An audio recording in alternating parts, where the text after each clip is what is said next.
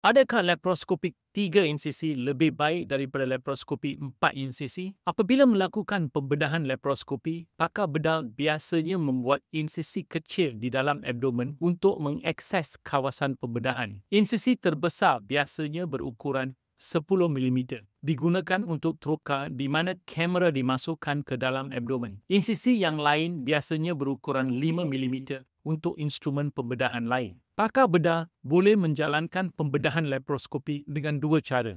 Yang pertama, menggunakan dua instrumen yang menghasilkan jumlah 3 insisi. Sementara yang kedua, menggunakan 3 instrumen yang membawa kepada 4 insisi. Ini menimbulkan persoalan penting. Teknik manakah yang lebih baik? Prosedur laparoskopi biasanya dilakukan oleh seorang pakar bedah utama bersama seorang pembantu yang mengendalikan kamera.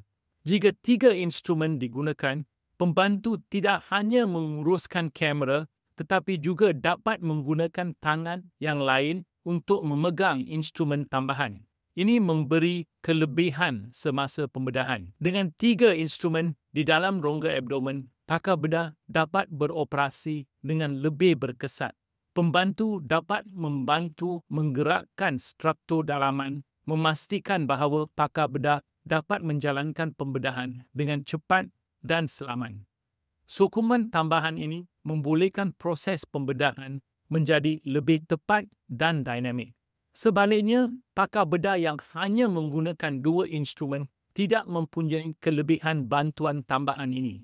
Mereka mesti bergantung sepenuhnya pada tangan mereka sendiri yang boleh menghadkan kemampuan mereka untuk menavigasi kompleksiti pembedahan. Kesimpulannya, pembedahan laparoskopi 4 insisi secara amnya menawarkan lebih banyak kelebihan berbanding pembedahan 3 insisi. Jumlah instrumen yang lebih banyak membolehkan kerjasama yang lebih baik antara pakar bedah dan pembantu meningkatkan keberkesanan dan keselamatan keseluruhan prosedur. Penting untuk diperhatikan bahawa pakar bedah yang biasanya melakukan pembedahan laparoskopi 3 insisi sering mengendalikan kes-kes yang lebih sederhana. Sementara mereka yang memilih teknik 4 insisi biasanya menangani pembedahan yang lebih kompleks, mencerminkan takap kepakaran yang lebih tinggi dan sokongan daripada pembantu yang terampil.